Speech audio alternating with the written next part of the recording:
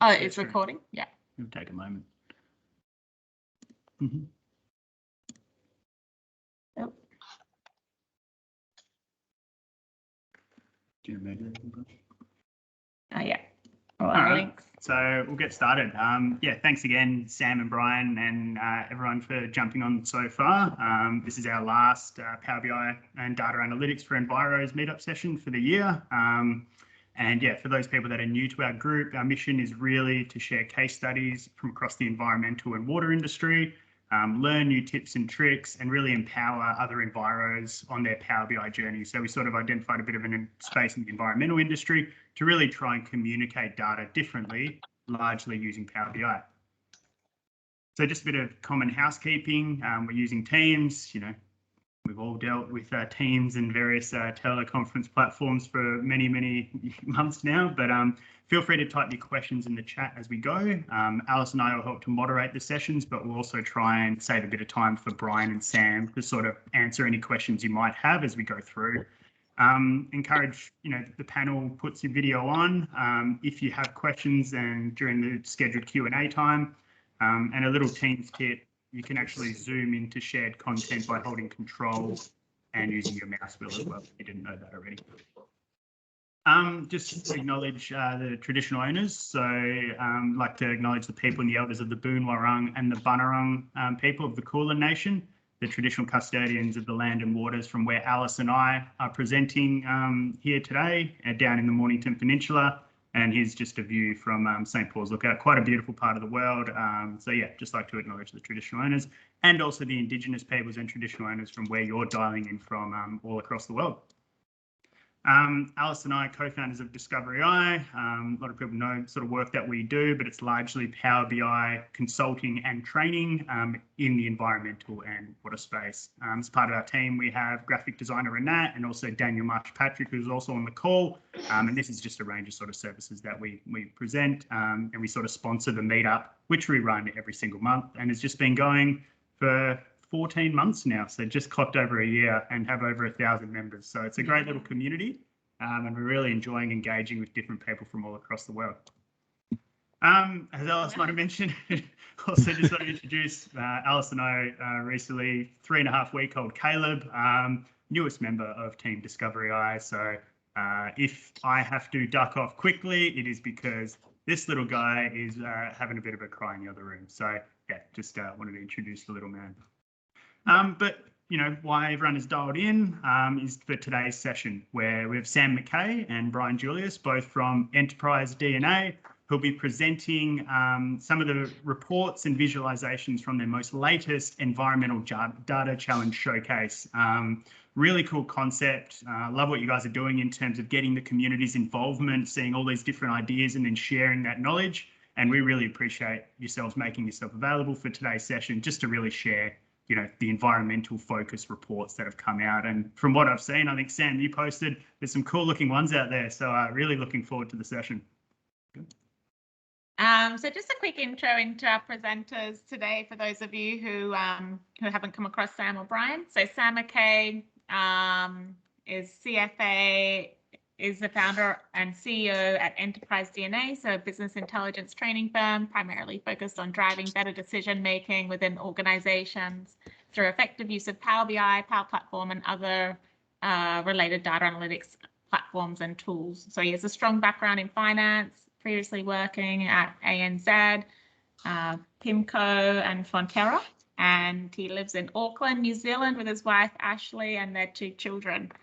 So Enterprise DNA, I love the stuff you do, Sam. Like, that was actually how Christian and I learnt Power BI. We bought your membership and we were just going through all of your online training content. It's amazing, so practical, really nice examples, very well kind of spoken, all aspects of Power BI. So I'd highly recommend, couldn't recommend it higher enough for people to go. And without plugging it too much, yeah. we actually used to live in Auckland ourselves, and used to love going to Waiheke Island. And I remember doing all your training sessions on Waiheke Island, fantastic part of the world. So yeah, thanks for all the sort of stuff you've been doing for a long time and continue to do, you and your team. So yeah. That's great. And we also have Brian Julius joining us today. So he's the Chief Content Officer at Enterprise DNA, so responsible for developing and implementing Enterprise DNA's member training curriculum, engaging with global Power BI community. And prior to that, he worked for 30 plus years for the National Oceanic and Atmospheric Administration Office of Response and Restoration in a variety of environmental data analysts and management roles. So Brian's joining us from Washington, DC, with his wife Sue and 2 poorly behaved cats. Hopefully they'll be better behaved than Caleb. They'll often jump up and shout into the microphone while I'm on Teams, so you may see them. Yeah, oh, awesome. Oh, it's always nice to see people's cats and dogs on these meetup calls as well. But yeah, really interested to hear Brian's perspective, having worked in the enviro industry, and now also like loving and big user of Power BI. I think it would be really interesting just to hear also like what your takeaways are from how we can apply Power BI better in the environmental industry. Great. Awesome. So I think that's it from us. So I'll stop sharing screens, and Sam and Brian, you can take it away. We'll monitor the chat and ask any questions as they come up as well. Sounds good. Sounds good. Well, I think I was gonna kick off, wasn't I, Brian? Just a quick intro regarding the challenges. Yeah. Thank you so much for that intro. It's always it's very fulfilling to hear positive feedback on what we're doing and what we've done. And you know, obviously, when you put your heart and soul into things and people are getting value out of it, it always feels great. So I really appreciate that feedback. Now, what I thought I was just going to kick things off with was just describe the challenges, and then Brian's going to go into more specifics about this challenge. So it was about 18 months ago, I think, we introduced the challenge concept within Enterprise DNA. At that time, there wasn't really a project-based outlet for our community, and I just think the general Power BI community to really get their hands dirty in real-world projects, real-world Power BI projects.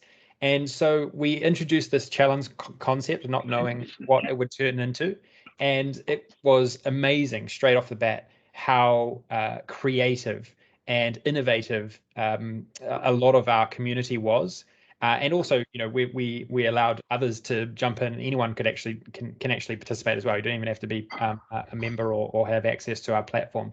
But just being able to gather a diverse range of minds and seeing what they could create inside of Power BI was incredibly eye-opening. And I think just by bringing people together, just generated so much value for everyone else, because we were able to work on a range of different topics and scenarios, and then see how everyone approached them differently. And there's just so much learning for everyone, you know, in our community to see how certain features and certain techniques were implemented. But I'd also put myself in that boat. Like I have learned so much from others, what they have been able to do analytically, you know, creatively, how to build like navigation experiences into their reports, just building these fully blown applications, really taking Power BI to another level. And yeah, it's obviously grown from there. We're on our 17th iteration of the challenge, and whilst the numbers we get are not sort of in the hundreds in terms of submissions, we're always getting close to 30, 40, 50 great submissions. You know, because we don't make it super easy. We make it you know, relatively intermediate to advanced type work, and you've got to commit, you know, quite a few hours. And so everyone that gets involved and does submit, you know, is generally producing something quite compelling. So you know, we're really proud of where it's got to, and in terms of like a learning experience, it's just gotten better and better every iteration. And we actually want to continue to really grow it in the future. We actually are right at this moment trying to build a specific platform just for our challenges. In the past, our challenges have been integrated into our forum, and we feel like they're they're not getting as much exposure as they should. And we're trying to recreate a Kaggle-like experience, but for our challenges. And I think that's going to really take it to another level. So we're doing some investment there. We're actually having a look around to see if someone could actually run it on a more regular basis, so that it's not just a side project for us. It's someone's dedicated role. So yeah, that's how we're going to sort of take it to another level. But I think that's all just to give you a bit of context about what the challenges are. It's really real world applications of Power BI, which is what our sort of mantra has always been at Enterprise DNA. And also it's a great opportunity to get feedback from the community, and also from myself around how to improve your skills, how to improve your reports. And we plan today to go through some of the great reports we saw in this round, but also some of the ones we think could be improved very, very easily. And so we think having a bit of diversity around ideas from the top end all the way down to the improvement end will be valuable for everyone today. So that's me.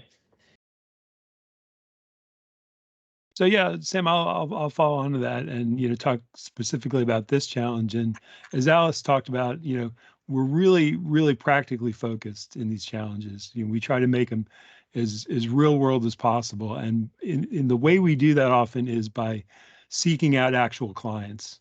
So in the past, we've had a shipping company, with some real data quality challenges, that we addressed through our challenge. We had an IT office in terms of looking at a better way of managing and depicting their the progress of their help desk tickets. This one really came out of my contacts in the environmental field, and it was an agency that was looking to better visualize their environmental data. And I had talked a lot about the incredible participation we get in these challenges, and the kind of the amazing innovations we've seen the users throughout the challenge implement in Power BI. And so they really, they thought there was, real potential in kind of merging their data needs with our, kind of challenge community and, capabilities. And so we put this one together, and if I can share screen on this, I can show you kind of what a typical brief looks like. And this is what we try to put together for each challenge, which is really put people in the mindset of an analyst with a real client. And so, in this case, you're a data analyst and visualization expert at a large environmental organization in the Mid-Atlantic states, and you're tasked with really looking at these diverse indicators. So we've got precipitation, ambient air toxics, asthma prevalence in both adults and children, human exposure to contamination. And as part of that, there's also not only kind of a diverse data set, but a diverse audience of users. That how you develop your report is often directly related to who the audience is going to be, or it should be. And in this case, one of the challenging aspects of this is that there were kind of three distinct segments of that audience in terms of, kind of the hardcore data scientists who are going to be using this more as a starting point for their detailed analysis, upper level managers who were going to be kind of tracking trends and using the visualization to communicate, and then policymakers who were really engaged in key decisions about allocation of funds, allocation of research efforts with regard to these particular problems that were tracked through these indicators. And so they provided us a range of other factors that they kind of wanted to see in an ideal challenge entry. And so in communicating that, we talked about kind of what we were looking for, what the client was looking for. And it was really interesting in the fact that this is the first time we've, let me go off screen share here for a minute. This is the first challenge of the 17 we've done that dealt with environmental data. And so it was a new experience for many of the participants. We have kind of a core group of regulars, and then we try to bring in, newcomers and kind of expand the tent every challenge. And one of the things that we saw in the community discussions, although it's a competition, it really is a collaborative community environment in putting these entries together, and people share a lot of information and thoughts on approaches. And we saw a number of really challenging factors in this one. One of which was the wide range of indicators, asthma prevalence, precipitation, human exposure, air toxicity. And most of the participants hadn't dealt with environmental data before. We really had a lot of folks who were business data, financial data, more in the tech sector. So, obviously, as you've talked about at length in other presentations, the differences in environmental data can be challenging, particularly to, a group that hasn't dealt with this before. I think that the temporal differences in the data set, we have some of the sub data sets in this challenge range from 71 years to 1 year. Traditional measures like year over year aren't going to show much in an environmental data set when you're talking about, 70 years of climate data. There were some really interesting and challenging granularity mismatches. We typically talk about, when we talk about granularity mismatches, we talk about, month, year, quarter to daily granularity, but we had really granularity in terms of spatial data.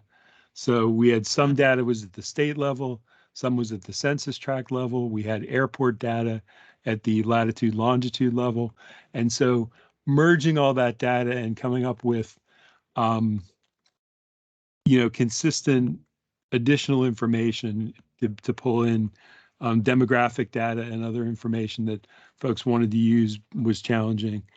I think a lot of folks, based on our prior challenges, always look for thresholds, kind of to judge, good and bad outcomes, high or low. And I think the air toxicity presented some real challenges conceptually for the entrants, in that there were no consistent thresholds across states or across time in the air toxicity. So, people were saying, well, what's good and what's bad in this? And the client said, we're really not looking for that. We're looking for trends. And so that was a challenge. There were some interesting missing data problems, particularly when you deal with children. They're very protective of anything that could be identifiable at the personal level. And so there's a lot of data that was masked or suppressed in that data set. And so a lot of missing observations, as well as one of the biggest challenges folks expressed was just the volume of data, 70 years of data across 8 states. And even though it's in a relatively tight geographic region, the demographics of those states are very, very different. And so, kind of how to depict data that ranges both temporally and across demographics and spatially, in a clear, intuitive way, was definitely one of the challenges, and I think one of the things that separated the top entries from the rest, as well as the diversity of audience. That in many cases we've got, either a single client for our challenges, or we've got a single type of viewer. And in this case, having it go from the very technical data scientists up to the upper level decision makers presented some interesting challenge from an audience perspective. So those were some of the factors that I think made this difficult and interesting, and I think are going to play out as themes in the entries that Sam's going to discuss. Yeah, sounds good. What I thought I might do is, I've realized maybe just quickly going over the data would be beneficial, just so you could actually get a bit of a guide, like a bit of guidance around what was actually put into the scenario, and then maybe even relate it to what you maybe deal with on a day-to-day basis. So why don't I just share, and we'll quickly cover that. So here was the data set. So a lot of these things are what Brian was mentioning. So sorry if there's a little bit of a buzz in the background. So what we had here was this was all about air toxicity, and so what was unique about this data set that was a bit of a challenge from a modeling perspective was that the data was already pivoted. So you see here that we had a whole lot of data from 2005 all the way to 2018, but it wasn't really in a very good format for Power BI. And so a very important thing to do there was to unpivot this data. And then once that was done, it made your analysis a lot easier. Then we had some this was all about rainfall information to a whole range of locations, particularly in the East Coast. And so here was a lot of data, like it was about 70 years worth of data.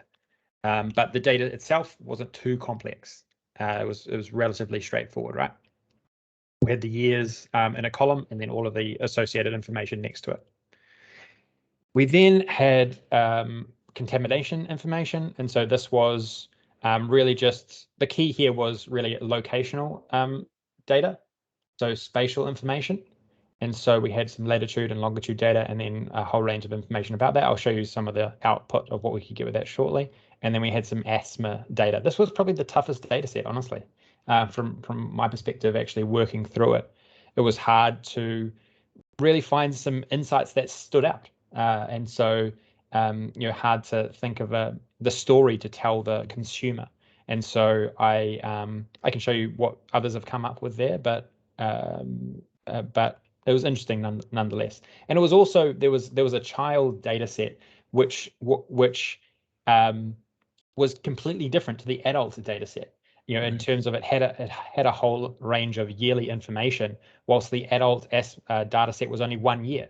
So it was trying to figure out, okay, how could you actually bring both of these data sets together to showcase insights that were meaningful, even though there was no relation in time. So the granularity was way out. So that was a bit of a challenge. But some I think approached it quite effectively, whilst others I think just left it out completely because it didn't have a clear story associated to it. Okay, so that is the data. Does anyone have any, why don't we just throw open for questions on that? Does anyone have any questions on this sort of data set? Is it familiar? Is it similar to what you're working with? I'd be interested to know.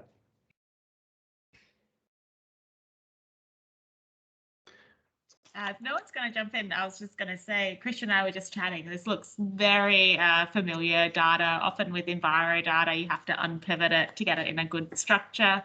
We work a lot with especially precipitation data that underpins a lot of environmental assessments, but also almost any environmental assessment or data set has some sort of spatial component as well. So that's always a challenge with Power BI. Choosing the right spatial visual, especially for environmental data, which might not just be point-based. It might be matched up to maybe a specific region or a river or a catchment. Carrie says it's not too familiar for her, but she loves to delve into it when she has the time. I think just one thing from me, both not necessarily in terms of the data, but more in terms of the challenge. I think, Brian, you described that audience is really important. So quite often we will build Power BI reports for a government agency for public display, so up on their website. But that purpose of that report is both for the internal sort of water resource modelers or sort of environmental engineers for within that organisation, but also to explain and communicate the data to the general community. So finding that balance between how detailed to go and also the intuitive sort of navigation features in reports is really, really important. So I think that was a good point. And I liked how you touched on accessibility as a consideration for people when they're building these Power BI reports, which is so important in this day and age. So it's really, really good. Yeah, and Michael Berry said that he's seen a lot of data like this in mining sampling, so both environmental and lab data. So I think yeah, across the mining industry especially, there's a lot of data there which has environmental components to it. Lots of water quality sampling, contaminant risk assessments. So a lot of similar themes coming through there with all of the thresholds and things like that. Cool. Christian, I think your point is incredibly well taken. Something I should have mentioned, which is that the public almost always is, if not an explicit, an implicit audience for these, because they're all the data is, in this case, is public, and the reports will become public. And so even if that's not the original focus, it's ultimately going to be data that's going to be, available to the public in both raw form and in presentation form. Yeah, very true. Yeah. So what I'll do now is I'll just show you how challenges generally work. So everyone who has access to our forum, we all sort of collaborate on here. And as I just work down here, I'm going to dive into some of these some selected reports in a second. But basically, we all just post here, and so it's a really collaborative experience where everyone talks about what they're doing and how they're actually doing it within their report, so others can actually learn from the techniques that they've used. And then everyone posts images, and then at the same time also posts their Power BI embedded reports as well, so you can actually click into it and have a play around. And then for one of the sort of features that we make available for our actual members is we actually enable them to download the PBIX files as well. So we don't make them sort of available directly in the forum, but that's another add-on that we enable later on. So you can actually really drill down into the models, the formulas, the techniques that are used, etc. But there's still like so much to learn just from reviewing these. And so what I thought I'd do is dive into some of the best ones. We obviously had a ton here. We had well over 100 posts in this particular thread. But what I thought I would do is just jump to maybe 2 or 3 of my favorite ones. And I also might just go into my own report that I created for this as well, because obviously I know all the little techniques that I use there. So what I thought I would do is talk through what I like about these reports, and then maybe also just describe how some of these reports have been implemented. Obviously, I didn't build this one, for example, but I have a fair idea of a lot of the key techniques that we use to really take it to another level, right? So this one was created by Alex Badu, I think is how we pronounce it. But Alex is one of our enterprise DNA experts. He's been with us since the start of our what we've been doing with our challenges.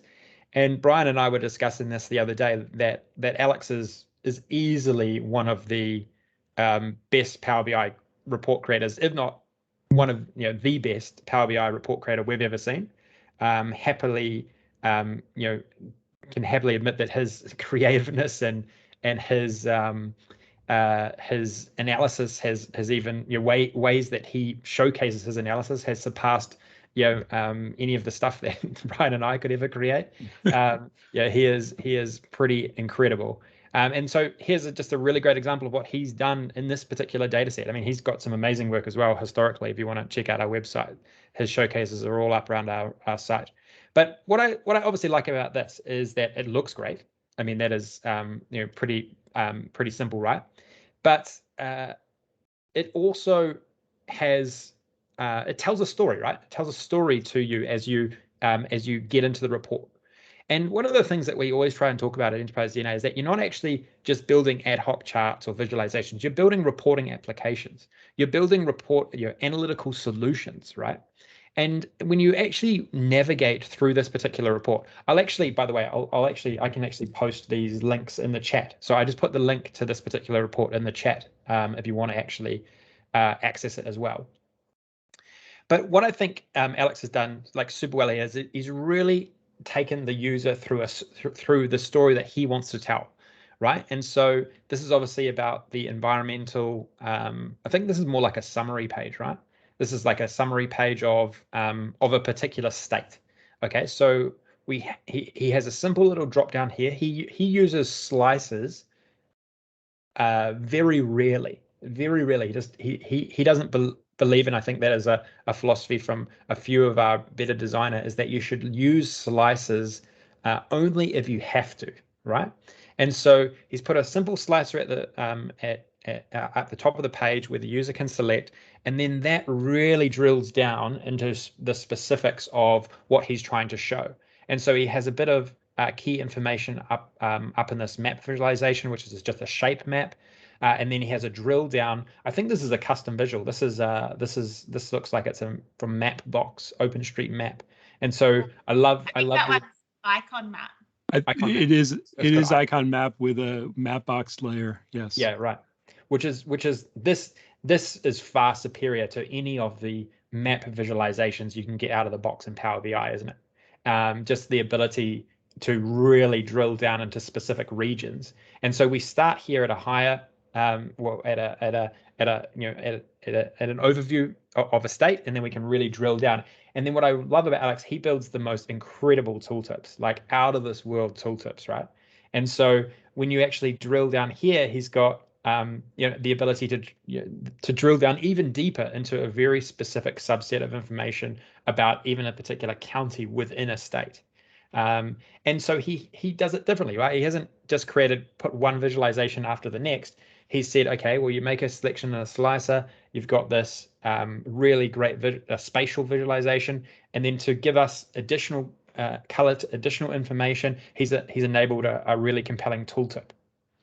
And so I really like what he's done there, and he's obviously got some supporting information here with his X and Y, and I think this here he's created using the small multiples visual. So it's a line chart, but then he's done the small multiples.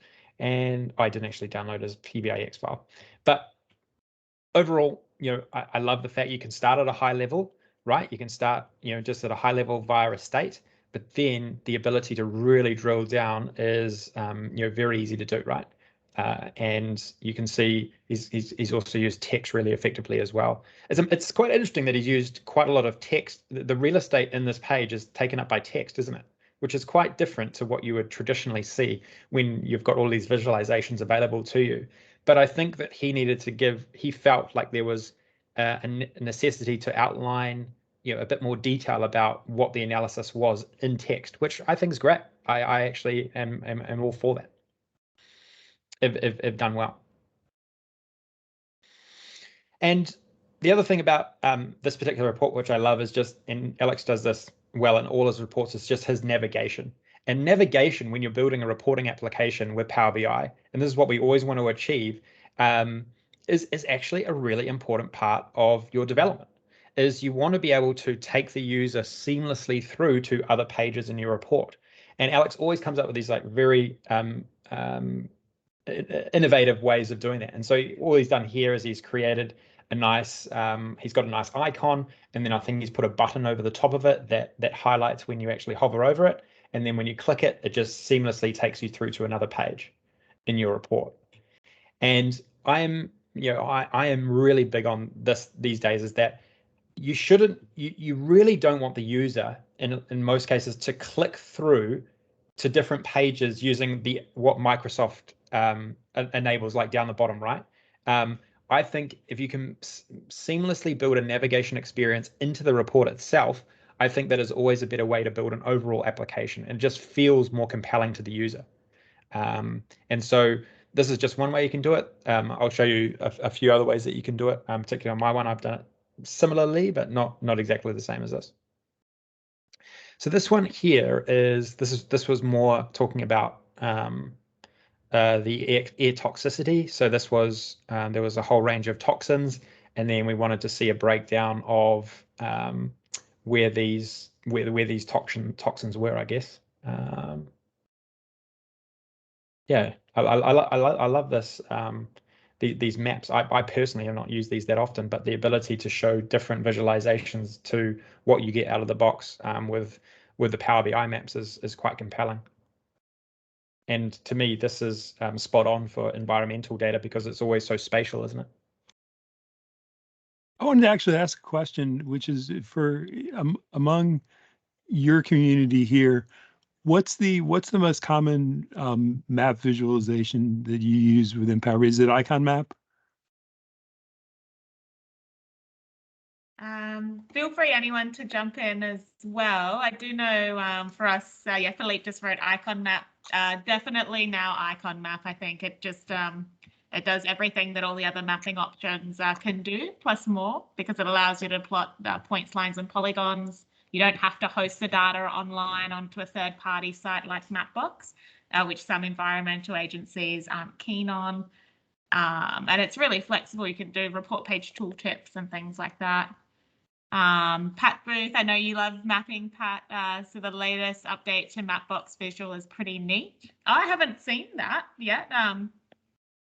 Keen to chat about that later, Pat. I know you're trying to follow up with Mapbox, what was happening. So Paul likes Icon Map and Mapbox. Yeah, I think those two are really good, and Icon Map integrates with Mapbox really nicely as well. I think the key there is sort of Brian and Sam, you both touched on spatial data or spatial presentation of environmental data. So, you know, for instance, we can have latitude, longitude, but then quite often our clients would like to see different districts or regions or sort of boundaries like on top of that. So that ability to combine points, polygons, polylines, these things is really made accessible through an icon map visual or something of that sort. So, and also seeing trends over time. So if you, like, we're working on a project where you want aerial drone footage at different timestamps. So Icon Map allows you to have heaps of conditional formatting. So you can conditionally format your base layer so it links up with slices and things like that. But thanks everyone for your comments in the chat. I think that's a general consensus, and I like how Alex has used both Mapbox and Icon Map in this particular report to really bring out, you know, that data quite clearly. So it's good. Yeah, I think he was one of the only ones that did, to be honest, and it really showed. You know, just the detail you can get in your map visualizations is just far superior, isn't it? And I love the fact. I mean, I love this heat map. I mean, it's just awesome. Rather than just having singular dots. One of the things that I also really think he's done well.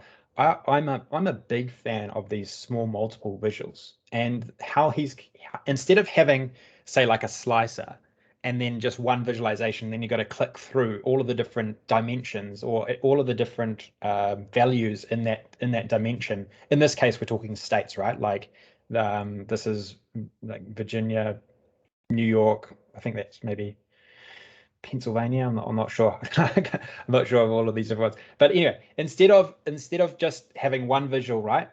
Because in a lot of cases, like if this had a slicer next to it, for all of the different states and nothing was selected, you would get a totally erroneous data point, right?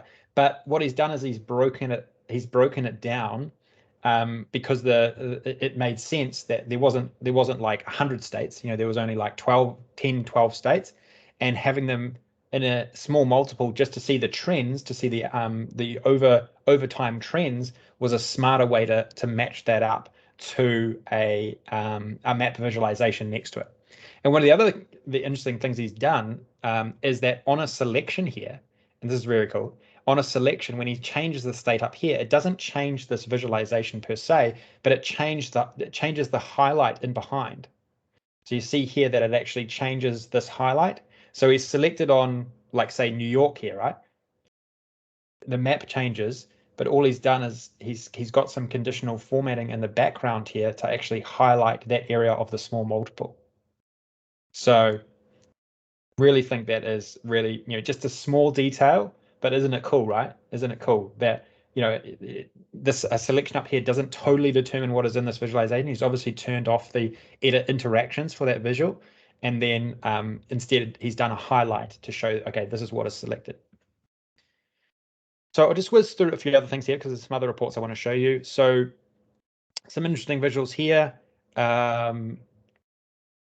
Nothing too, I mean, he's used a standard visual here. He's broken it down into this one. This one's about rain, so precipitation, and I think a lot of it was calculated at airports or around airports in this particular data set. And so it looks like it's just trying to show some trends over time. So nothing too fancy or interesting there, but nicely laid out. And here we had a summary page, which was nice. I guess Sam, we just had a question from Kerry, just on the last, the previous page, just the visual in the bottom left. So I think the next page across. Yeah. Yeah, I was interested in this too. Do you know what visual that is? I don't know. I don't even think it's a visual. Oh, hold on. An image? Maybe it's an Let me check. I've got his PBIX. Yeah, I don't actually. It's not enough. If I can interject, sorry, this is Daniel here. Oh yeah. Oh, It's I've just looked at the report. It's a Charticulator visual. Ah, cool. Very nice. Another one of your favorites, Daniel. Very much so. That's great. Wow, amazing the type of visuals you can create these days in Power BI. Very cool.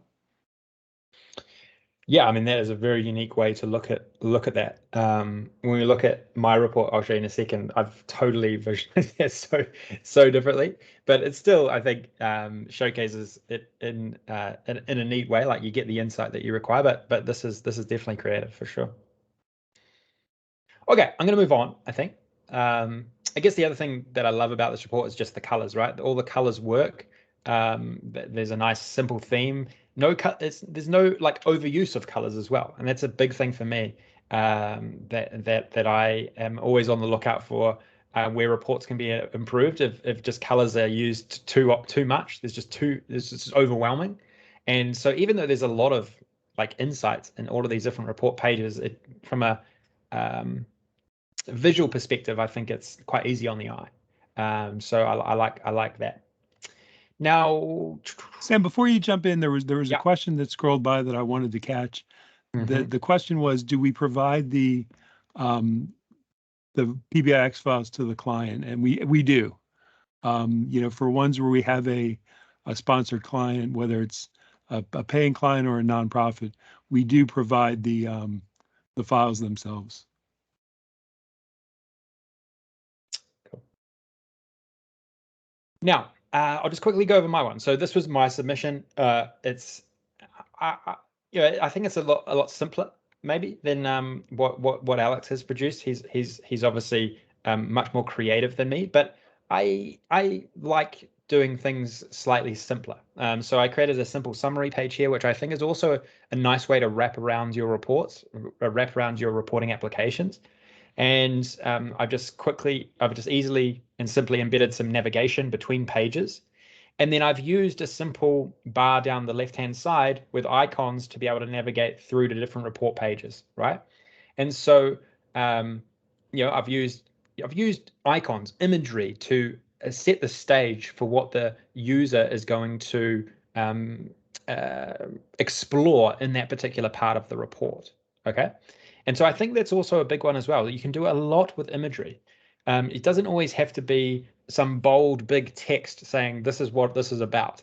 You can also really effectively showcase, get someone in the right mindset for what they're reviewing, what they're analyzing, just by using nice imagery, either with icons or with interesting backgrounds.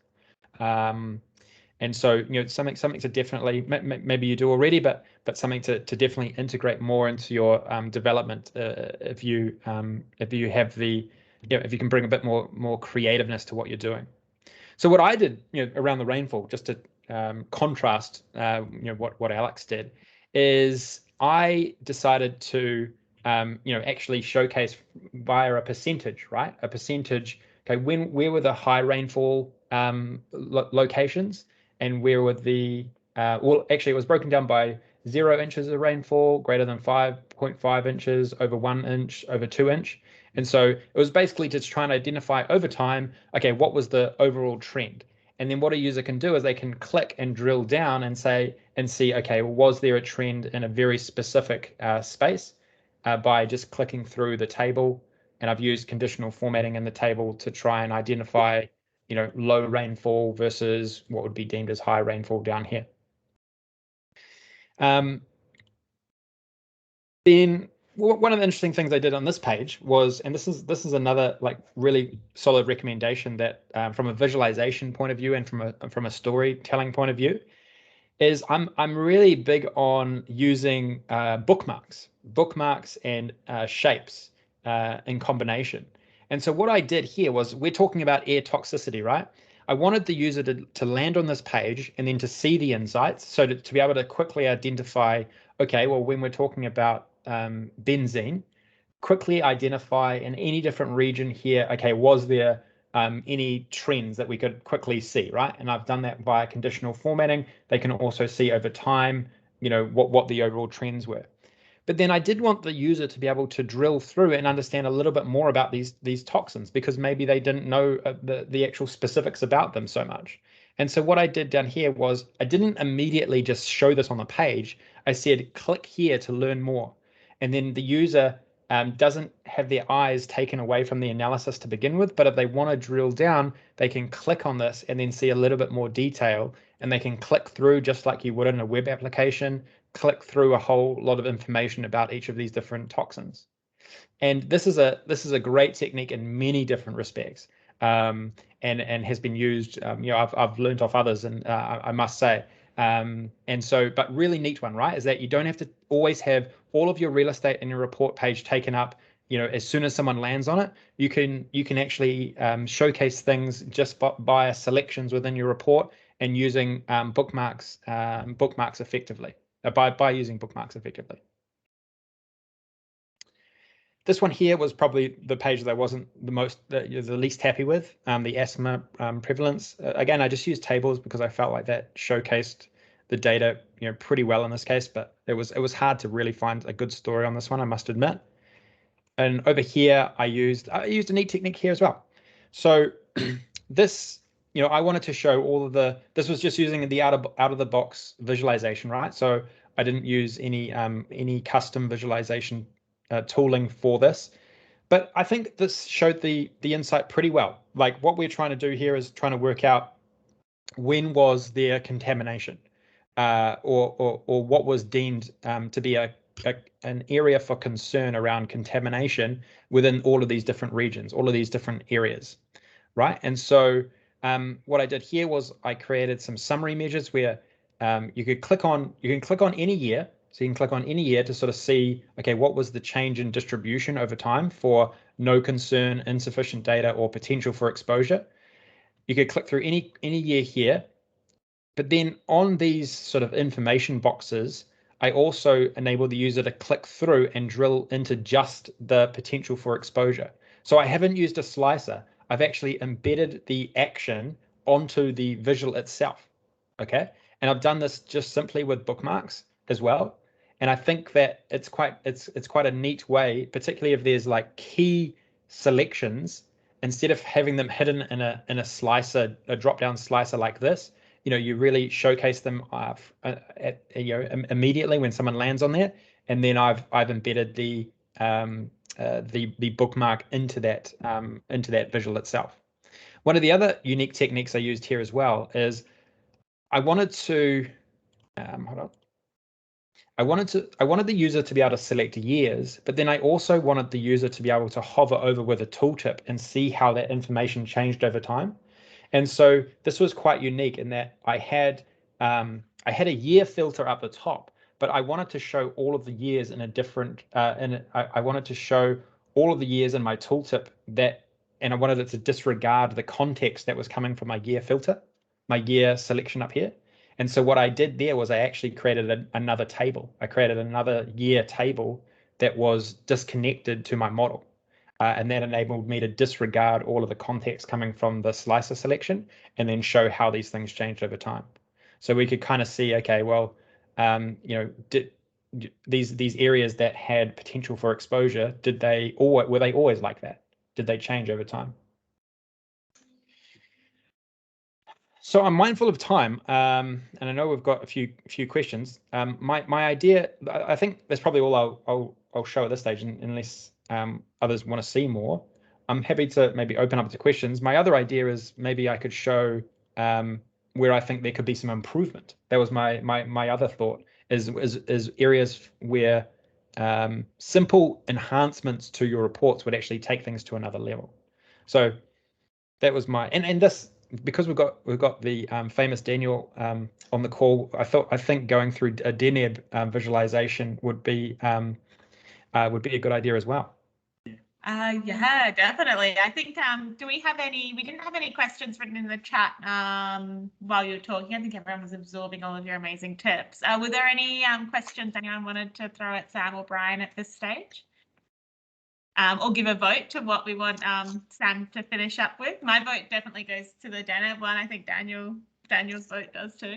maybe Daniel can help me on this one, because I wouldn't even know how this was created, but it's pretty epic. Okay, why don't I just keep going, and please just shout out if there's any questions. Yeah. So from what honestly, I have not really used DNEB myself, but have been recently blown away by some of the examples that Greg has done in this case. Also, I love Kerry's website, who's on the call too. Just absolutely incredible visualizations, and then Daniel obviously for putting it all together. Yeah, just super impressed. I mean, we definitely want to do something more with all you guys, because of just how incredible the output is from this tool. But what Greg has done, I think Greg's on the call as well, is he's basically through DNEB created this one visualization, which is amazing, right? Like, this is all just one visualization which has been custom built and enables you to drill in and out really effectively across all of these different filters, right? So you can go to different years, different states, and then obviously we've got another filtering dimension down here around the toxins. And then I think here you can customize even through this scroll bar down the bottom, as you can actually customize certain things inside the sort of key indicators box. So yeah, look, I think, I guess it's a pretty standard visual in terms of it's just like a column chart, right? But I think the customization that you can do is just off the charts, and the ability to have things located in different areas within the visualization itself, just gives you so much flexibility and customization opportunities, which just traditionally are not available in many ways within Power BI. Oh, that's an awesome example, Sam, and I guess Greg, thanks for preparing it. I think especially when it comes to environmental data we find is so specific that there's usually a standard way of visualizing it that Power BI doesn't have the visuals yet created for. So I think something like DNEB or Charticulator so valuable when analyzing Enviro data. So we've only used it on a couple of projects, unfortunately, much to Daniel's sadness, I guess. But yeah, we're looking for any opportunity to bring it into our projects. Daniel or Greg, did you want to say a couple of words about it, or were there any questions about DNEB or this report? I think I got it wrong. It's actually a different visualizations, but all done with DNEB. I think that's right.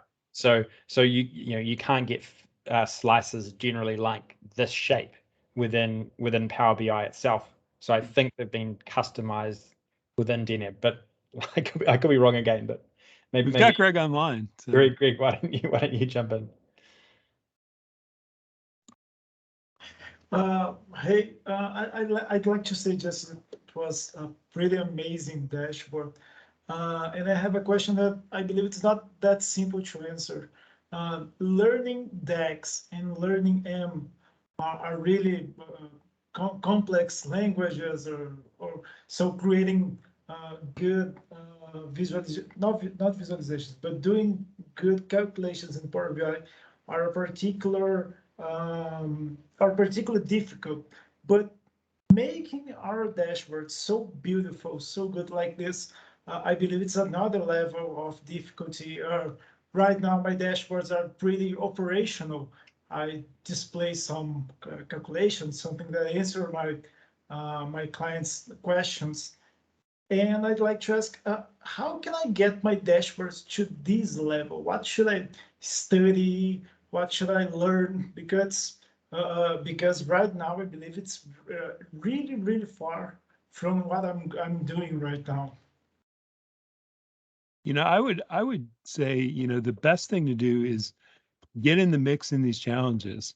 That I think if you look at, you know, we've actually gone back and done a kind of a retrospective of Alex's work, and the evolution in his reports from, you know, challenge number 4, which I think was the first one he participated in, to challenge 17 was remarkable. And I think all of us who have been kind of in this regularly month after month look at our own reports and just see incredible evolution, you know, in both in terms of as the tool gets better and better, but also as kind of through the community and through this collaborative process, we all get better at using it. And, you know, each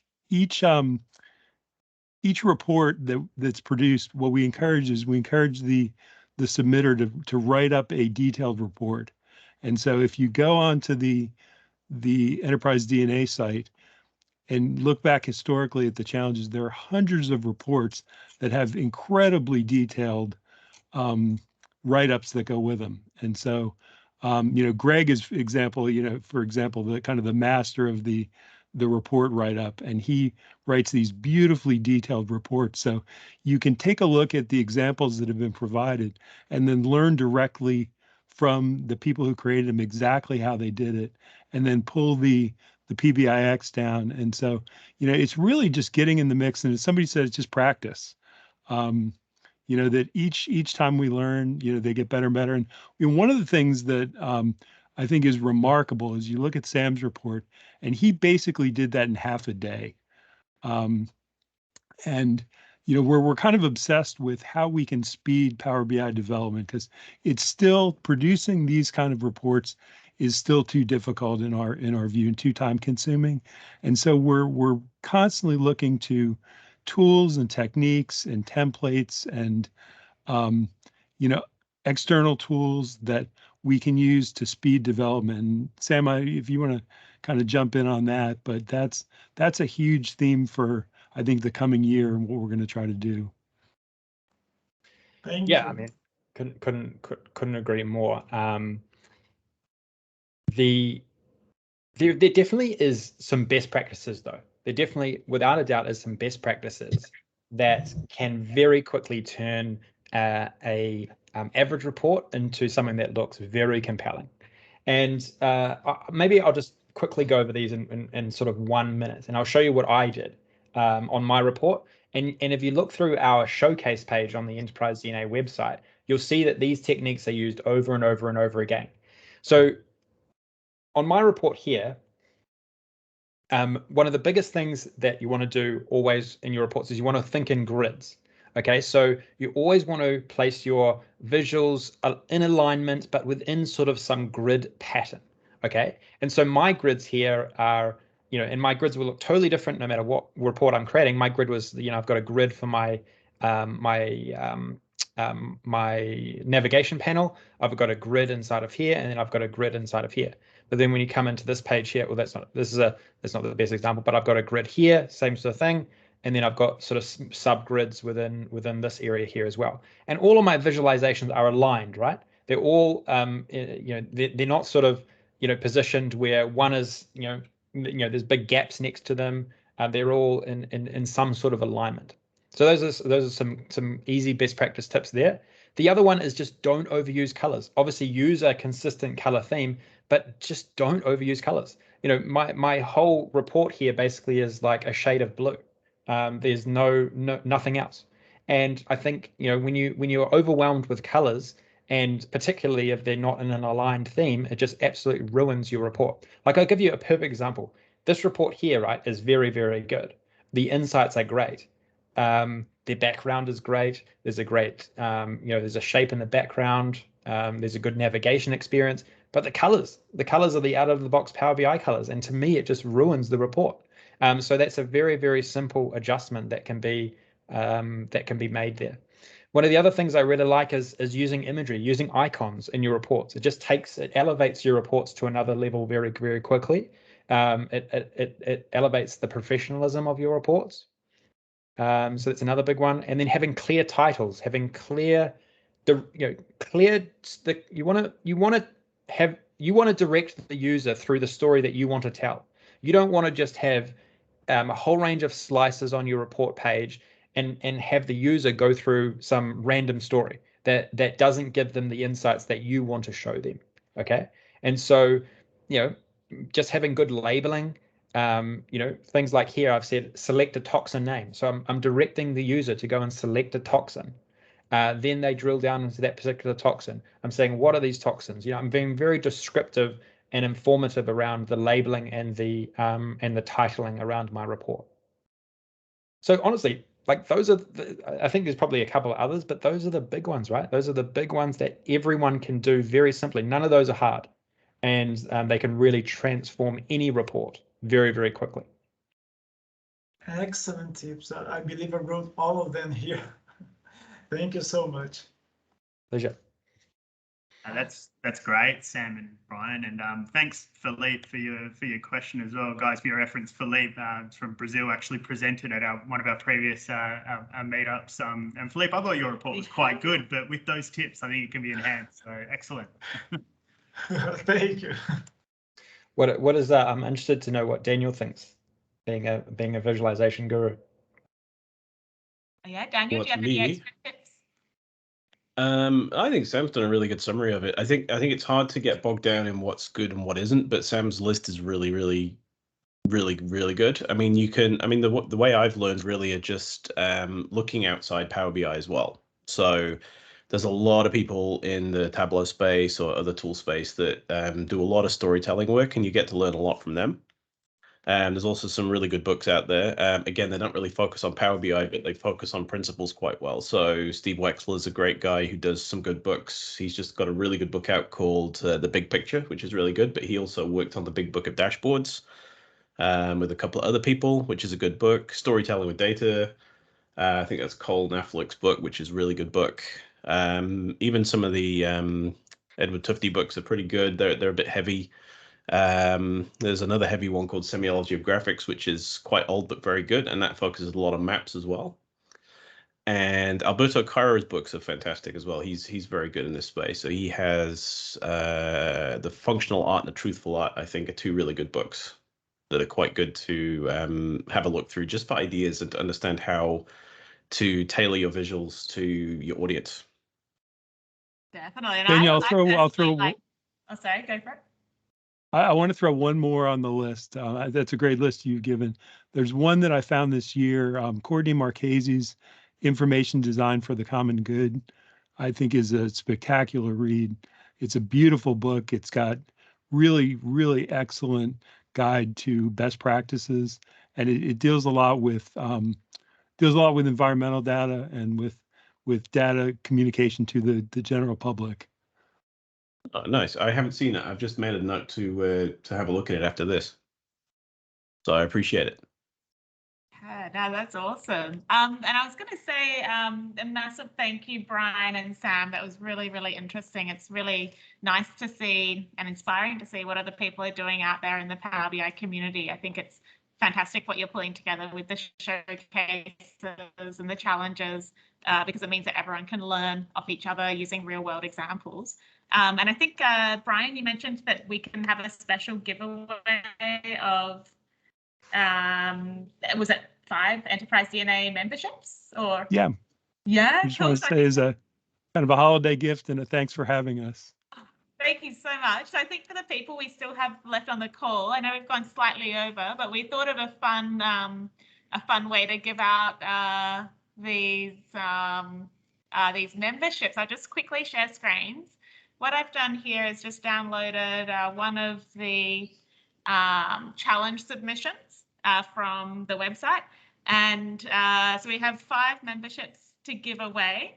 I want to start just by going around, just please type in the chat or just go off mute and call it out for people who know what these visuals are just by looking at it. So this is the first one here. Does anyone know what this visual is? Just by looking at it. Brian does. I think you've already got a membership. Brian wants a membership. Chiclet slice. Oh, chiclet slicer Sam. Do I win? Yeah, that is one down. Yeah, this has a lot of custom visuals on it. Maybe we should start with an easier one. Oh, about one of these ones. Does anyone know what this visual here would be? Is that a? So this one up here. So I'm control clicking on it in the PBIX. I think Sam uses a lot of these in his reports.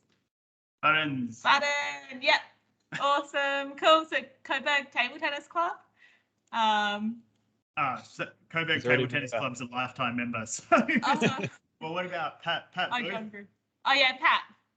Pat, if you're not an Awesome. Enterprise DNA member, then you've just got one. So what on, mate? Well, Yeah. so sorry, Brian, Sam, did you want us to pass on details? Like, is that what the easiest way? We'll just need a list of email addresses and we'll get Yeah. everybody set up. Awesome. Perfect. Yeah. We'll get all that. Thanks, guys.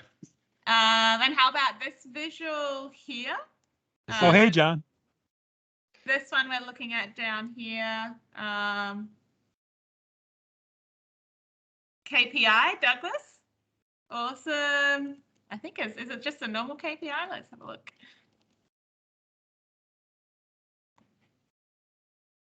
Is it this one? It's not Sparkline by OKBiz, is it? It's Daniel's. Is it Daniel? Do you know for sure? Yeah. I Yeah, it think is. You just hovered over it. Yeah, I think it is. Yeah. So the KPI, I don't think that you can do this looking. It is like a type of KPI, this one, but I don't think it's the out of the box. It's the OKBiz Sparkline one. So Daniel, awesome. Cool. And this one, we've used this one before. Oh, I better hide this. Does anyone know what this is? Another custom visual. This one's a bit Yeah, this one's trickier. tricky. This is a difficult one. Is there easier ones on another? Oh page? yeah, we've got another page. That's a radar chart, I'm pretty sure. We've used that one before. Is that the Mac radar chart? Oh, Yeah. I don't know. Is it Mac? This one? Michael Bear is shaking his head. Well, it's radar chart 2.0.2, so I'm not sure. You can right click it, it'll probably tell you who it is. Oh, really? Yeah. Okay. About.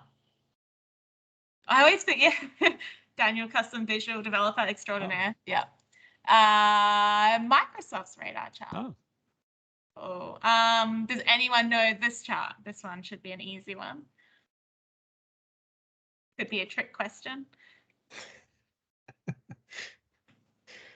What is this? This is probably the most used chart. Douglas, yeah, line chart. Yeah, it is. Douglas. Let me just double check. That was like a gimme. That was like a Yeah. gimme, right? So, Douglas is also in your part of the world, Sam, close to you. I think Waikato Regional Council. So he's also formally really? presented for us as well. So Douglas, Awesome. good to have you on again, mate. Yeah, I've got you down. It's a good one. Cool. So does anyone know what this map is?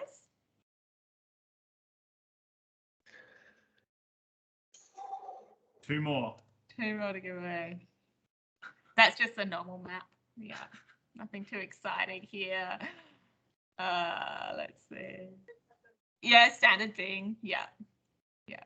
All right, let's find a few more interesting ones here. Who can name any of the visuals that are on this page just for two more memberships? And Yeah. then we can wrap up the session. For apologies for going over, guys.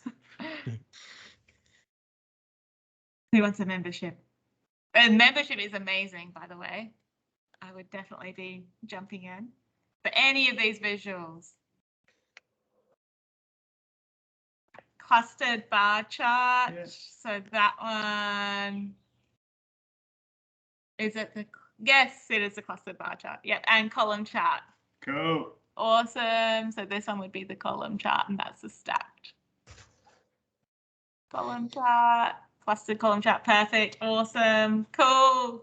Well done, everyone. It is hard. This and smart narratives is the text boxes. Yeah, it looks like they've actually used the smart narrative. Yeah, we love smart narratives. It's so good. And Pranam G, I'm not sure. Would you just mind typing in your name, or just send me a LinkedIn message so we can make sure we can match up that membership? But thanks everyone for participating. That's great. We just have a few final slides that we just wanted to finish off on. Oh, I'm sharing the wrong screen. Hold on. I'll just bring this over. Bring this onto the small screen. So I guess firstly, massive thanks, Brian and Sam. I think that was fantastic presentation in terms of the different reports, discussion of, the visuals. There's some fantastic ways of presenting that sort of data. And I think based on the engagement, people got a lot out of that. I know, I learned a lot. So thanks you both for your time. Yeah, that was great. As I said, we've recorded this session, so we'll make it available hopefully tomorrow or early next week. So just stay tuned for that.